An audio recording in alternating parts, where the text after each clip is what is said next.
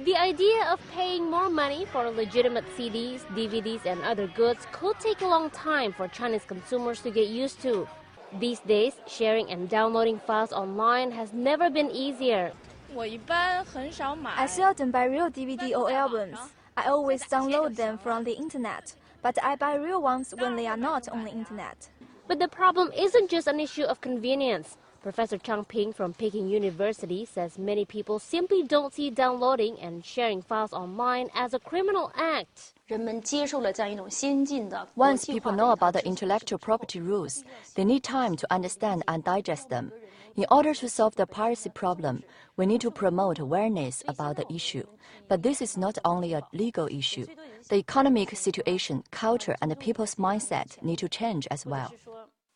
In the latest attempt to fight online piracy, the government shut down several popular file-sharing websites earlier this month, including BerryCity.com and BT China, which form a major source of overseas movies, TV shows, and online games. The crackdown saw many internet users frantically trying to download as much as they could before their favorite sites were blocked. U.S. industry estimates show about 90% of U.S.-produced music, movies, and software found in China is pirated. Professor Chang argues that in a country where the average urban income is about $200 a month, the high cost of these products is partly to blame. But she says the issue of morality is a more telling factor. Some parents might be willing to spend about $15 to eat at KFC or McDonald's, but they might not be willing to pay for an album, as they think it's not worth it. So we can't say this is a money issue. But China Market Research Group Director Sean Rain disagrees. He argues China's piracy problem is a matter of poverty, not morality.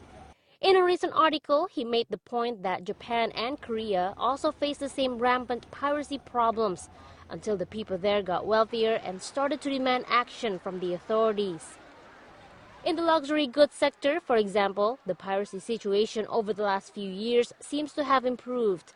A survey from Rain's research group shows a vast majority of people polled say they would buy genuine luxury products if they could afford it.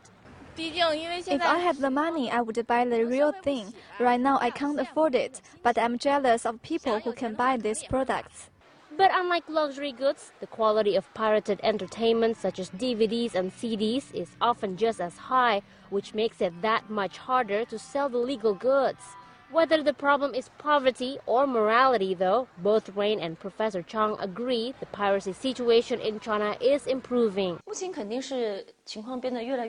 The current situation is definitely getting better.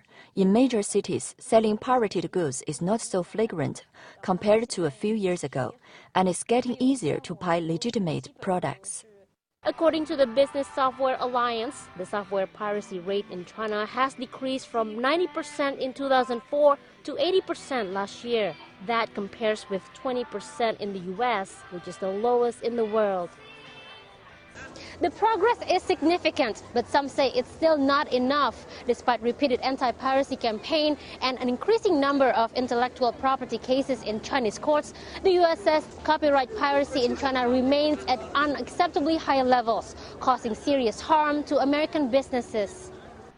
In an annual report, U.S. Trade Representative Ron Kirk blamed Beijing for not taking adequate steps to enforce intellectual property rights laws.